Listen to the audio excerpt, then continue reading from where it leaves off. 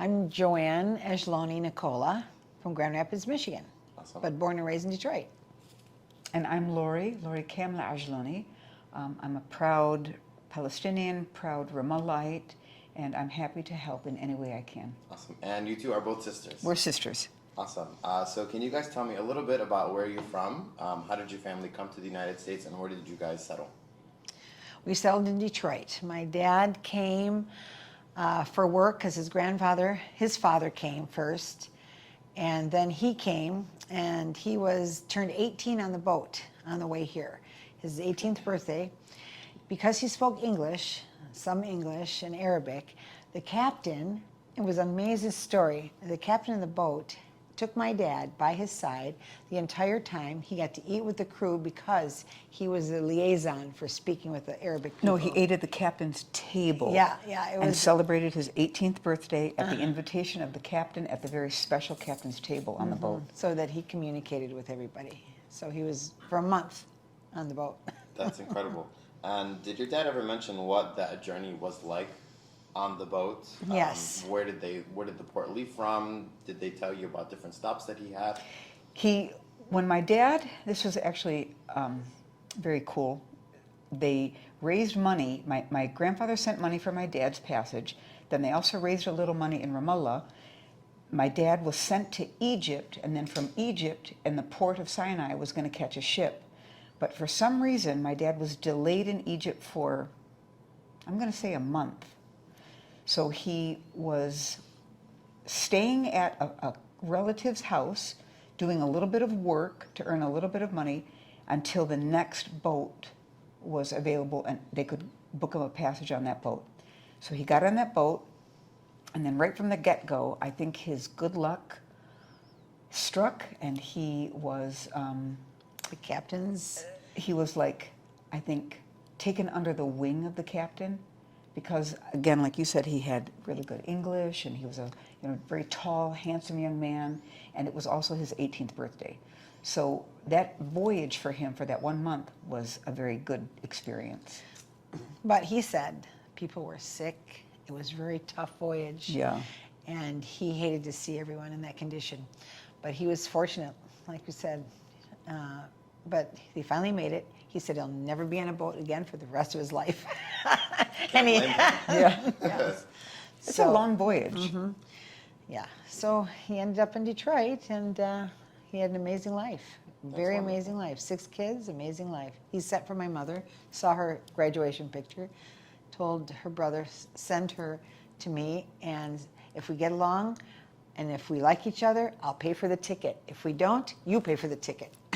So your mom was in Ramallah. at the time. So tell me a little bit about your dad's and your mother's family. Do you guys remember them? Did you guys go to Ramallah frequently when you were little?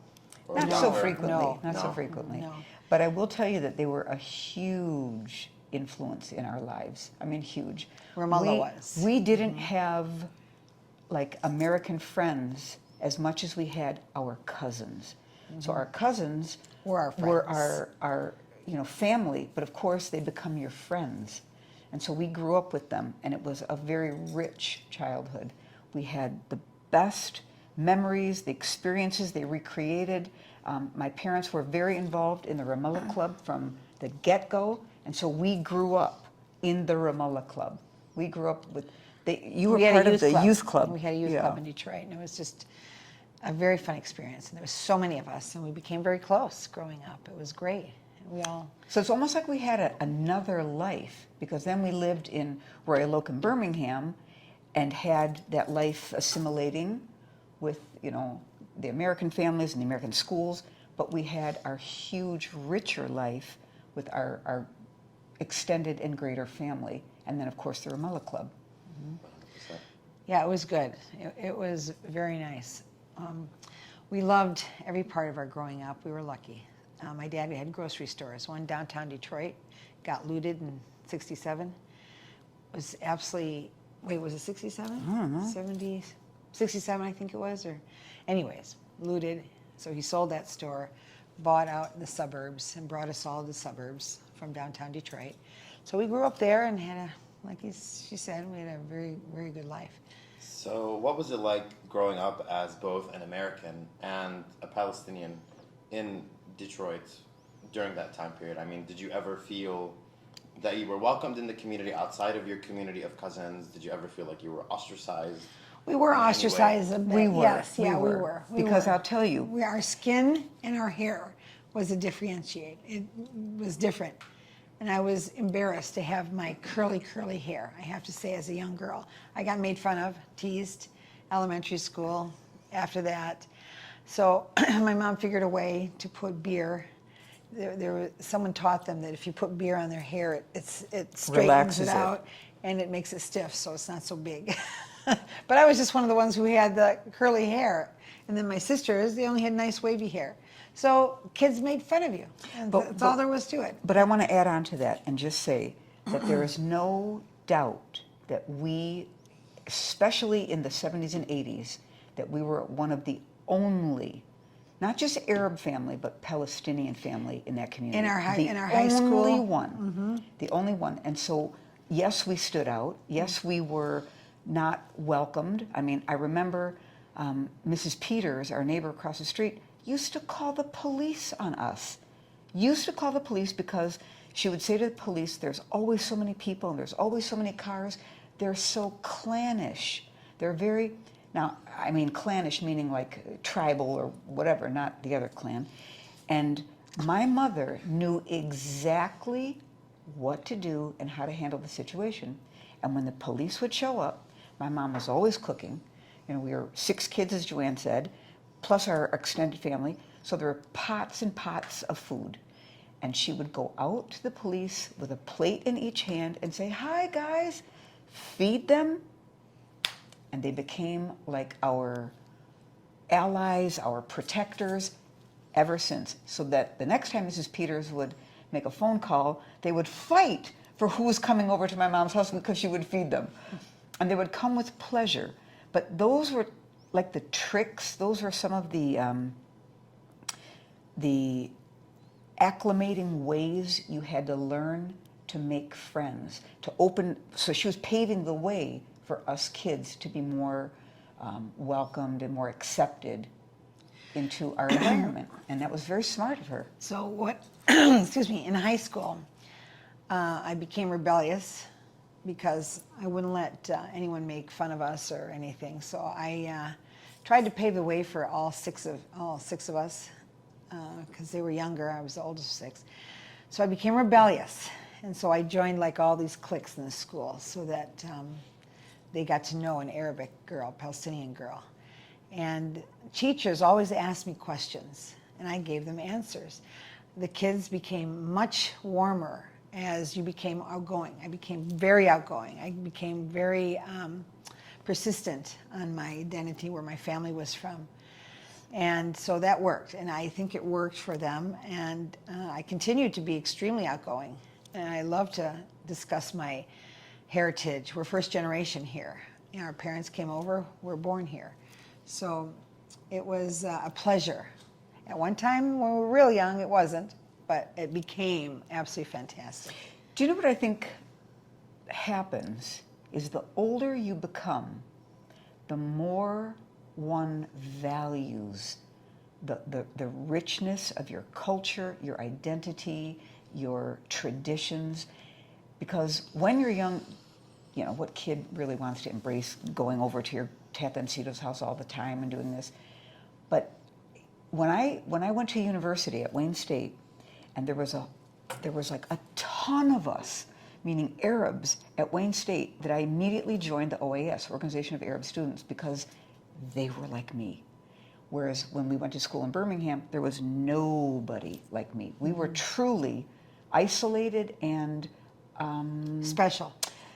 We were special. You can use the word special, yeah. but I think that we were not accepted. You know, we were not. And that's a fact. But going to the university, it opened up my world and my identity to give me pride, you know, to give me so much pride. And from that moment on, I was 17 actually when I entered the university. From that moment on, I knew what my mission was, and that was to spread my culture, my pride and my identity, and to let others know who Palestinians were, where Ramallah was. And that became my life's mission. And that's why I'm such an activist now. We were all very proud, I have to say. We became very proud. We told stories. We told them about our parents and our cousins and aunts and uncles. Yeah, we were very close. So we were very fortunate about that. Unfortunately, our uncle, our Ammo, Nadim, who is very big in the community, passed away. And my dad's brother. And he was one of the starters of the Ramallah Federation in this Founding country. fathers. So was Dad. In this country, yeah. Absolutely. So I did want to ask, what kind of, traditions did you guys keep while you were growing up in the U.S., being so far away from Ramallah, that made you feel like you were at home? Like, did your parents Baking a always lamb. Food. Food. The lamb, my dad would bring home. My mom would prepare it.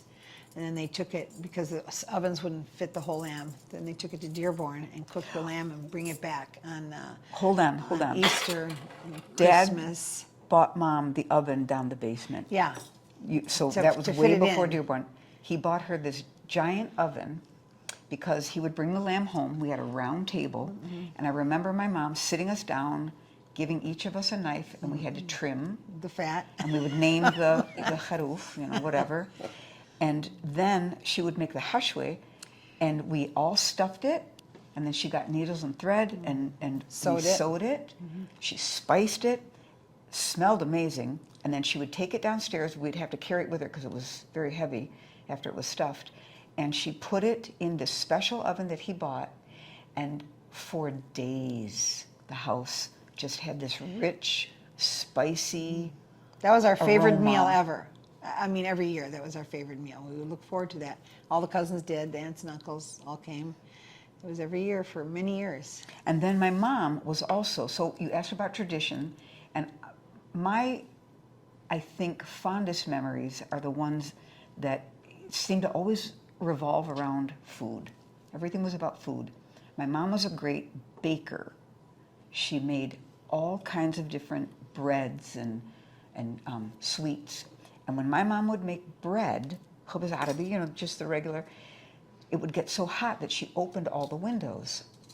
And the neighborhood kids, no matter what ball game they were playing, no matter hide and seek they were playing, they came out of the woodworks on our block, ran to our front porch, and my mom would hand each one of them a loaf of bread. And she said, "Yalla, go." Each one of them would get their bread and they'd run off happily. And those moments made me so proud of our heritage, our culture, because, maybe I was 10, 12. I wasn't feeling it at school, but she, again, I say, she paved that way. How to use food to make us accepted. To kind of break down barriers. Absolutely. Break down barriers is a great way to say it. Yeah. Or breaking bread is a better way to say it. Yeah. Oh, yeah. There you Yeah. go. That's exactly right. So I wanted to ask, when did you guys start going to Ramallah? Like, when did you guys finally start connecting with your homeland, in the actual homeland? Like, when did you guys start going? What kind of things did you do? Who did you visit? Did you guys still have a lot of family there? I can speak to that because I became an educator, a teacher. I was 21 when I got my first job and had summers off. I mean, it was literally like 2.5 months. It was the greatest gift of time anyone can receive. And during those summers, I would go to Ramallah, and I did volunteer work in a couple of the refugee camps. I did volunteer work at the Friends School. I did volunteer work with UNRWA. I did volunteer work with wherever I could secure. About 3 or 4 years in a row, it was the same thing. It was with UNRWA. And that, to me, was my Gift solidifying connection, was going back and doing that work and seeing the need for this kind of volunteer work. So that was my experience. What's one of the most memorable moments that you had working with UNRWA, the Friends School, the refugee camps? A couple of years in a row, I did child care and health care. And so we'd go into the camps, and I just remember everybody asking me for things, from the States. What did you bring us? What did you bring us? For example, they would want like pills because they thought a pill would cure everything. They would want pills, and the next time I would go, I'm like, I need medicine. I need, we need Tylenol, and we need Motrin, and we need all this. Feminine products, diapers, and when I did childcare, little kids, 1 and 2 years old, crying, and their diapers were not changed, and the kids had rashes, and I, didn't have any ointments or creams to help them. So it was eye-opening moments like that showed me what to bring for the next year that I came. Okay. And that, I opened my suitcase, and I had to try to distribute it as equally as I could, considering those in far greater need than others. But yeah. Right. Do you remember what refugee camps that you did go to? I do, if you give me a moment, but off the top of my head, I can't remember. That's okay. But they weren't far from my Amonabil's house, which was on Sahel Street. I would take a service. I used to stay at this place called the Swift House that was owned by the Friends School. And I would take the service from town into the camp. So it was 3 shekels. It was like nothing. So both of them weren't far. Janine, maybe? Okay. Maybe the Al-Amari camp? I know that's the one that's inside Ramallah itself. Then it had to be that It one. must have been that one. Because UNRWA was huge force in the camps, both of them that I was. Wonderful. And then, Joanne, what kind of things did you experience when you started going to Palestine, and when did you start going to Palestine? Well, my first trip, I worked the whole time when I was younger. And then I got to go to Ramallah during the Easter trip with my mom. So my mom and I went on the big Easter trip from the Federation, and it was the best. Was that the first one? First time I ever went. No, the first trip that Ramallah organized. No, they've been doing it for years. Okay. Do you remember that year, what year that was that you went? Well, my kids were in high school. Probably 12, was it 2012 maybe? Okay. No, much, younger, like 08 or, 08. Okay. That's it. It was 08. And I went with my mom. It was one of the largest they'd ever had. I think we had 150, and then 100 joined us. So it was so well organized. It was fantastic. They had everything ready for us, booked for us. It was just wonderful, wonderful. We went to all the Christian places. We went to Jaffa, we went Akka, everywhere. And they do this every year for Easter, the Federation. And the president organizes it. Whoever's the president of the Federation organizes the Easter trip every year. They've been doing it ever since, years before, years after, except during COVID. So they had to stop for a few years. And it's back in gear. And then I went probably 1, 2, 3, maybe 4 more times after. Loved it. I was able to be a leader for Project Hope, and that's where I met you. And that was the best experience ever, the best. We had like 20 I think kids, it was 20-ish. between 15 and 20 people. Yeah. They were wonderful kids. We just loved it. I felt so empowered. I felt unbelievable being a leader for everybody. And the projects we did, planted 109 trees, pine nut trees, On a snowboard. mountainside. Yep, on a mountainside. Unbelievable experience. I always wanted to be another leader, but they say they want the younger ones now, so I'm out. So it was great. And then I went to the convention, both conventions, for 2014, 14 and 18. And 18. Took my family. It was just wonderful. That's wonderful. Unfortunately, in the 2014, my daughter and my nephew were on the trip to Project Hope, and that's when they started to bomb Gaza, and they refused all those kids. It was about 20 kids. They deported They them. gave them a 5-year non-entry to come into the territory there at all, and then one of them went back after 5 years. They made it 10 years. So next year, 2024, is when my daughter gets to go back, and of course, and then the Ramallah Convention will be in Ramallah next year, so she gets to go.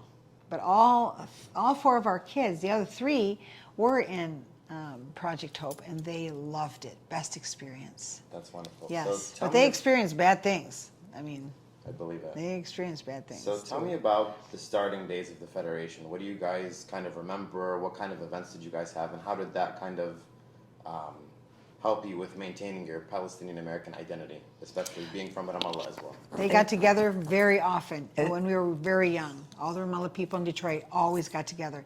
They had parties, they had hafles, dancing. Since we were little, we went. So that, of course, ingrained us in the community. It was wonderful. As far back as I can remember, Yes.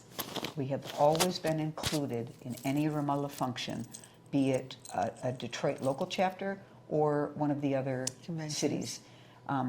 We had, as Joanne mentioned, all of the heflat.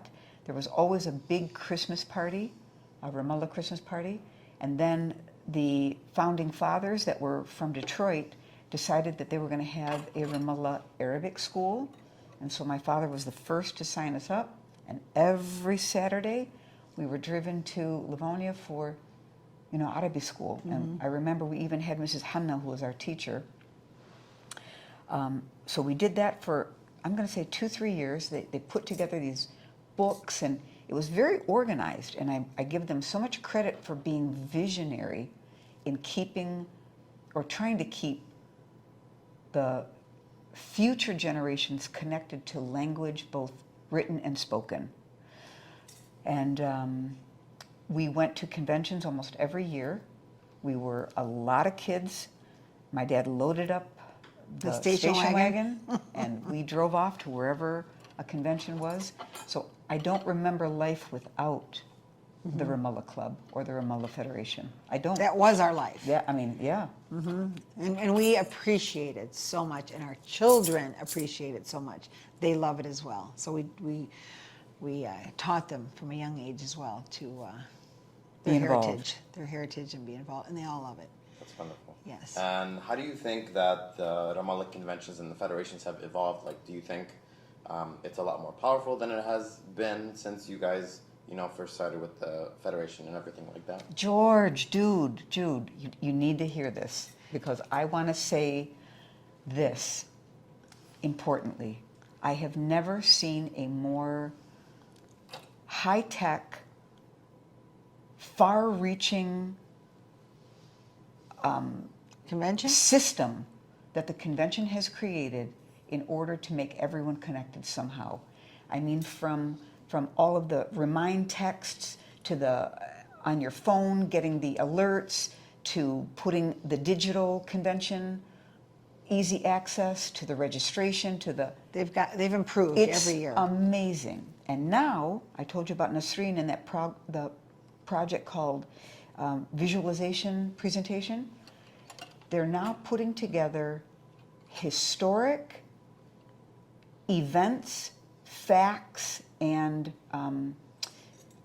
visually, I don't know how to explain this, documentation of Palestine from before 48, after 48, and to present day, and what has been happening. And we're not talking politics, we're talking with human rights and living under occupation and the horrors. So how has Ramallah Club evolved? They have become so visionary that it extends beyond what our fathers ever thought it would become. And one great thing is our young people meet other young people from all over the states, some countries, and they get together and get married. And so we can make our community much bigger, and we love that aspect. It's the best. That's wonderful. As parents, just love them growing. So the future is bright. That's wonderful. Yeah. So I wanted to ask, what kind of stories did you guys ever hear about, like your families back home? Maybe your grandparents. I don't know if your grandparents were here at all. Do you guys remember the names of your grandparents? Oh, of Oh, course. Maybe what were their lives like growing up back home? Have you guys seen their house, and what was Yes. life like for them in Ramallah before they came here? Yes. My mom's family had an orchard. So they worked at their orchard they had a wall, and they would pick all their fruits and vegetables, put them on the wall, and sell them. It was a large orchard, but my grandfather had come to America, and he was what you call a carpetbagger. He brought his ware from Ramallah, linens and carpets, brought them to Detroit. One of his most important clients was Mr. Henry Ford and his wife. He sold to the Fords, the original Henry Ford. And that was way, I mean, like 40s maybe? This is the 20s, 30s, and 40s. Yes, yes. And he came, and Mrs. Ford loved him. And all the guys would try to take his job, but she liked him the best. So when he'd go once a year, go back, bring back, she would see him. And it was a really great opportunity. So he would send the money back. He brought his oldest son, helped him, then send the money back home, which a lot of them did do. And but they sold their orchard a few years back, and there's a little mall there now, like a 5-story mall, which I was shocked to see. My father's side now, they still have the compound, Ajlouny compound, and it's still there. It's historic. It's fantastic. I took all you guys there, and we had like I think 6 brothers and cousins living in there. Modern day condominium complex is what it was. It had a courtyard, everything. It was so great, and it's wonderful to see it every time we go back. Great stories. Right across the street from the girls' friends' school. And they had a balcony, and him and his buddies would watch the girls on the balcony play tennis. All the boys would say, Yusuf, can I come up? Can I come up? They want to go to his balcony so he could see over the wall to see the girls playing sports. It was the funniest story. He loved that story. He was 16, 17 when that was happening. And that's good stories. It's a very good story. And then what was your mom's side? What was their last name? What family? Ajlouny. Ajlouny? Oh, okay. Yes. Ajlouny's married to Ajlounys. Okay. And what was your mom's name? Samira. Samira. Samira Ajlouny. Wonderful. But you know what I wanted to interject is that my mom told me stories of the Nekba and what it was like for her. She was maybe 10, I think, and she was woken up in the middle of the night, and her younger brother George, and I don't know who else was in the house, I don't remember, and they could grab whatever they did, mostly food, and they put them on a bus and drove in the middle of the night out of Ramallah because they knew the Israeli Zionist troops were coming in with the British, and they were just wreaking havoc in village after village after village. And my mom said she was really young and didn't understand what was happening, but they were gone for I don't know how many days until it was safe for them to go back. So that was her experience, and to me, I didn't know what that meant, that story growing up, until I realized what the Nekba was. And then I was like, oh my gosh, that was my mom's experience. So therefore it becomes my narrative, my story, through her. So I remember that. What do they remember about that where they got on the bus? Where did they go? I don't remember. You don't remember where No. I don't know. Maybe the next couple of villages over, in the opposite direction.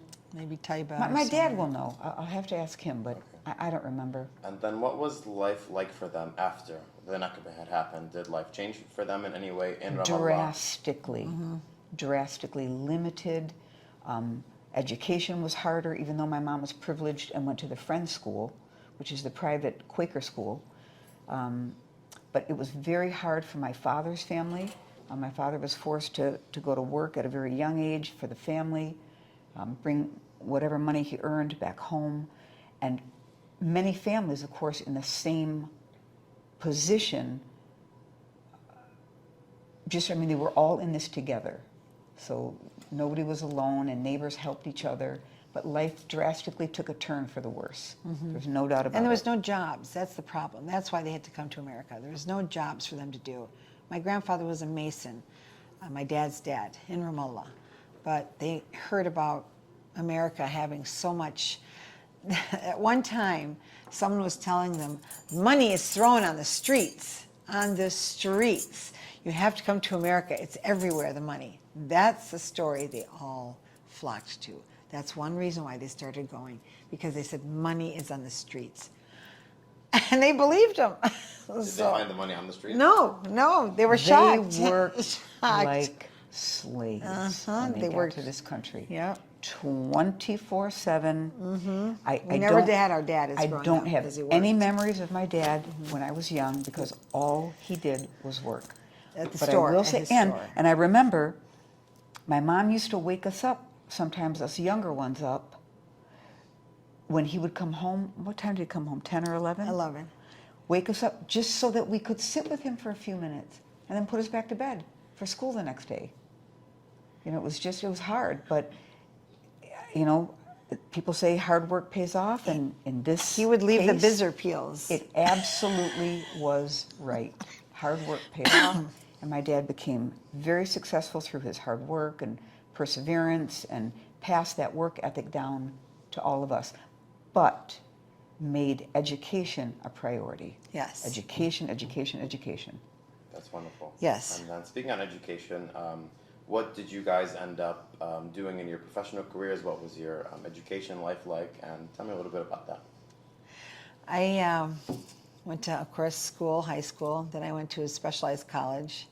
I got my cosmetology license. I got my electrology license. And I opened up my own place, believe it or not. I worked for a company, and then I opened my own. Went to New York, studied, Michigan studied, and came home, worked for a company a couple of years. They were actually Lebanese in New York. And I opened my own at 22 years old.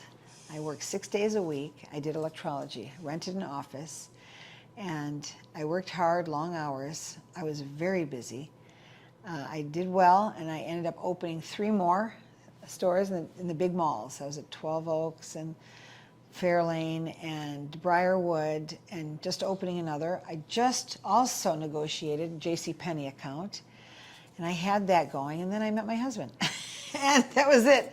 Either move or continue with JCPenney's and open. I had opened the first one in Novi, and then I had to close it. I kept all my businesses until I had my 4th, and then I sold it all.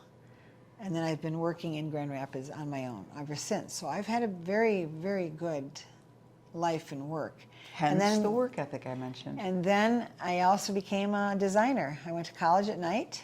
I got my art degree and my interior design degree. I went for years. As our kids were little, my husband would take care of the kids when he came home, and I would go to the college. So I got my interior design, and my husband's a builder, a successful home builder, and I designed the homes. And so I still do that, but we're now semi-retired.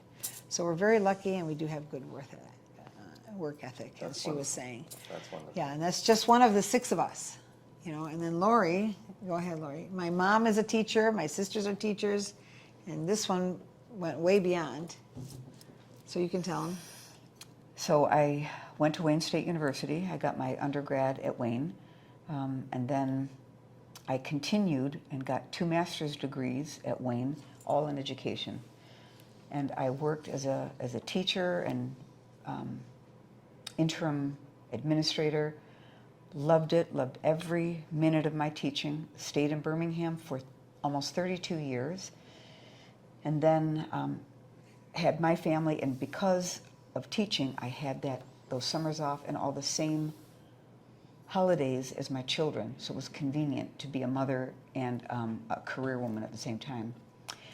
I retired about, got to be 6 years ago now, and I knew I still had a lot of energy in me, and so I ran for a position in Birmingham for the Board of Education.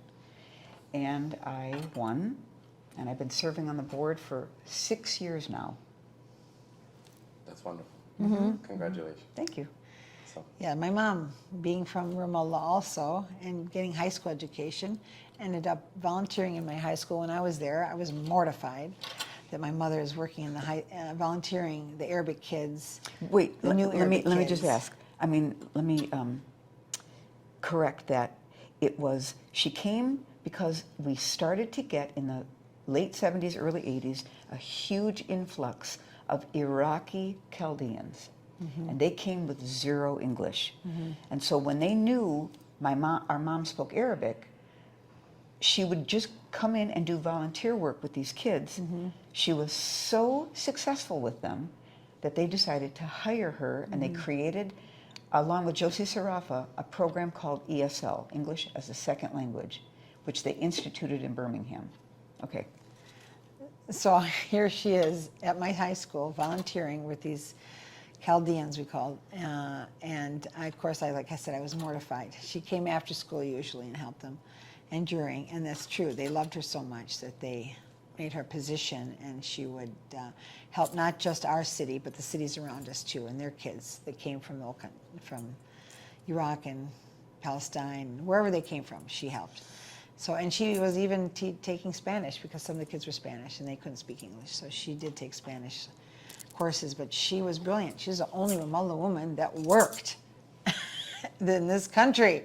Only our mother. We were so proud of her. And she was founder of the Arab Women Union. Oh yeah, she was an organization of all of these women from different countries: Syria, Jordan, Lebanon, Palestine, Egypt. And they made a cookbook. And they created an organization where these women met and were trying to do charity work, volunteer work, ways to raise money to send back to their countries. And one of the projects was the Sahteen cookbook. And the Sahteen cookbook, yeah, I think we you have know that. that one, I'm sure. I'm proud to say, was created in our kitchen in Birmingham, Michigan, where the 5 ladies, my mom, Auntie Antoinette, Auntie Hilda Tarazi, oh my gosh, there were 5. I can't remember the other 2. Auntie Hala, Auntie Hala, and I don't remember the 5th, would be in the kitchen cooking and gently arguing, well, you put too much malh, Samira, or they would say, no, zaki hek. And we got to benefit from all of their recipes because we had dinner made, like, you know, these wonderful meals and desserts and everything. And that Sahteen cookbook funded the first orphanage in Ramallah. It helped build the Ramallah Hospital and equip it from that cookbook. And it was in the 70s, I think 73, 80s, 70. No, 70s. It was made in the 70s. And it was very successful. And it's all over the United States still. And they've had how many printings already? I don't know. But it's a very successful book. So your mom was a pioneer in a sense. Oh, yes, Oh, she yes, was. Oh, very much so. For 6 kids and so much energy, yes. Absolutely. And my dad, too. He just kept buying real estate and real estate. He was He smart. knew, My dad was very smart. He was visionary. He knew success or financial success, I guess, laid in property, in land. And he said, look what happened to Palestine. They're taking it all. And so he knew he wanted to invest in the States and have something to last beyond him. So that was property. And then they built churches. They built their churches in Detroit, too. They're very proud of their church. And so they all contributed and funded the churches being built in Detroit. That's wonderful. Yes, he's Melchite Catholic. My mother was Orthodox, Syrian Orthodox. So. We have enormous pride in our parents, enormous. And all of the embedded lessons and preparation. And you know what's amazing is they became all successful. We were very fortunate they became all successful, mother's side, father's side. And they educated all their children. It was wonderful.